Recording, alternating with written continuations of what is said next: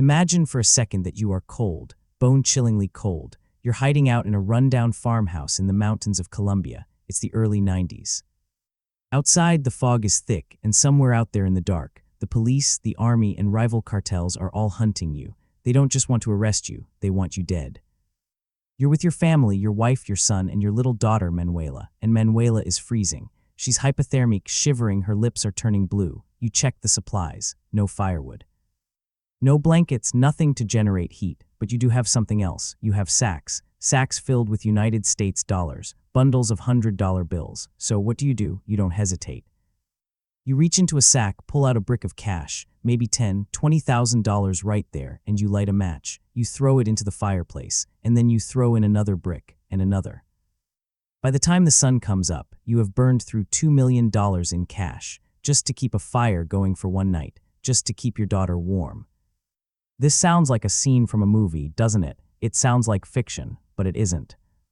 This is a story about a man who had so much money that burning $2 million was cheaper than going out to buy firewood. This is the story of Pablo Escobar. But to understand how a man ends up in a cold farmhouse burning his fortune, we have to go back. We have to understand not just the criminal, but the sheer, impossible scale of the empire he built. Because before he was the most hunted man on earth, he was just a kid in Medellin with a lot of ambition and zero morals. You see, most people know the name, but they don't really grasp the numbers. We hear billionaire and we think of Elon Musk or Jeff Bezos, people with stocks and assets. Pablo didn't have stocks. He had cash, paper money, dirty money. At the height of his power in the mid-1980s, Pablo Escobar's cartel was bringing in an estimated $420 million a week. Let me repeat that, a week. That is roughly $22 billion a year. He was making so much money that he couldn't launder it fast enough. He couldn't spend it fast enough. So what happens when you have that much physical cash? You run out of places to put it. This is one of my favorite facts about his life because it just shows how absurd his reality was. He started storing bricks of cash in rundown warehouses, in the walls of houses, even burying it in farming fields. And every year he would write off 10% of his fortune. Think about that.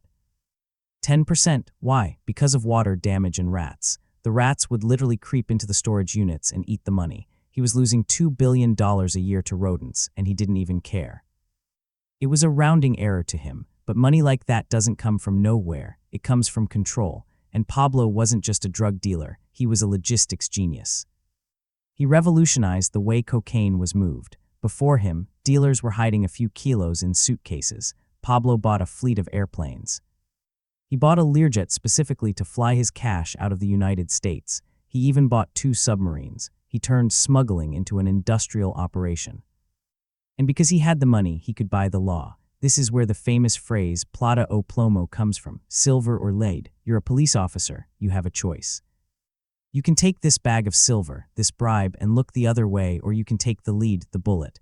It wasn't a negotiation. It was an ultimatum. And for a long time it worked. He owned the police, he owned the judges, he even got himself elected to the Colombian Congress. Can you imagine that? The biggest drug lord in history sitting in a government chair, wearing a suit, pretending to be a legitimate politician. He built housing projects for the poor, he built soccer fields, he handed out cash in the slums. To the poor people of Medellin, he wasn't a monster, he was Robin Hood. He was Don Pablo. And this is the dangerous part of his story, the part that makes him so complex. He was a ruthless killer who blew up airplanes and assassinated ministers, but he was also a man who was genuinely loved by the people he helped. He wanted to be loved. He wanted to be the president of Colombia. That was his dream, but you can't build a dream on a mountain of cocaine. Eventually, the violence caught up with him. The turning point wasn't the drugs, it was the terror. When he blew up Avianca Flight 203, trying to kill a presidential candidate who wasn't even on the plane, killing 110 innocent people. That was it. The world stopped looking at him as a colorful outlaw and started seeing him as a terrorist. The Colombian government, backed by the United States, declared an all-out war. And this is where the story starts to circle back to that cold night in the mountains, because even when the government came for him, Pablo had one last card to play. He negotiated his own surrender. But because he was Pablo Escobar, he didn't go to a normal prison. No, that would be too ordinary. he built his own prison. It was called La Catedral, the cathedral. It overlooked the city of Medellin. It had a soccer field, a bar, a jacuzzi, and a waterfall. He selected his own guards. He continued to run his empire from inside his cell. It was a joke. A humiliation for the government, but the joke couldn't last. When reports came out that he was torturing and killing his lieutenants inside the prison, the government decided enough was enough.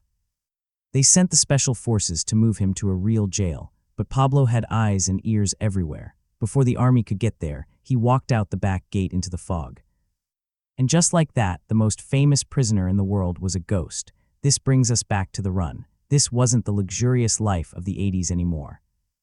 No more parties at Hacienda Naples with the hippos and the zoo. This was survival. He was moving every night. He was sleeping in jungles, in ditches, in safe houses that were falling apart. He had millions of dollars in cash stuffed into duffel bags, but he couldn't go into a store to buy milk. He was the richest man in the world, and he was living like a beggar. And that brings us to the moment with his daughter, Manuela. You have to understand, for all his monstrous actions, Pablo Escobar was obsessed with his family. He was a dedicated father. In his twisted mind, everything he did, the bombs, the bribes, the empire, was for them. So there he is in that hideout. His empire is crumbling. His friends are dead or in jail. The search block, a special police unit dedicated solely to hunting him, is tightening the net, and his little girl is freezing. In that moment, the money meant nothing. Its value as currency was gone. It was just paper, it was just fuel, so he burned it. He burned the blood money that had cost thousands of lives just to get a few hours of warmth for his child. It's a powerful image because it shows the ultimate futility of his greed. He spent his whole life chasing this paper, killing for it, destroying his country for it, and in the end, the only thing it was good for was starting a fire. After that night, the end came quickly. He couldn't hide forever. The technology was getting better. The search block was using radio triangulation to find him. They knew he couldn't resist talking to his family, and that was his fatal flaw. On December 2nd, 1993, the day after his 44th birthday, he made a call to his son. He stayed on the line too long, just a few seconds too long. The police tracked the signal to a middle-class neighborhood in Medellin. They stormed the house. Pablo, the man who had terrified a nation, tried to run. He climbed out a window onto the tiled roof. He was barefoot, he was overweight. He wasn't the dashing criminal mastermind anymore. He was just a desperate fugitive. Gunfire erupted, and then silence. The photo of his body on that roof is one of the most famous images in history. He is lying there, his shirt pulled up, bleeding. And the police officers are standing over him, smiling, pointing, posing like big game hunters who just took down a lion. The king of cocaine was dead. So when we look back at the story of the man who burned $2 million, what do we see? Do we see a hero? No. Do we see a villain? Absolutely. But we also see a warning. We see a man who thought he could control the world, who thought money could solve every problem. But in the cold light of that mountain hideout, with his daughter shivering in his arms, he learned the hard truth. You can have all the money in the world, but you can't buy your way out of the consequences of your own actions.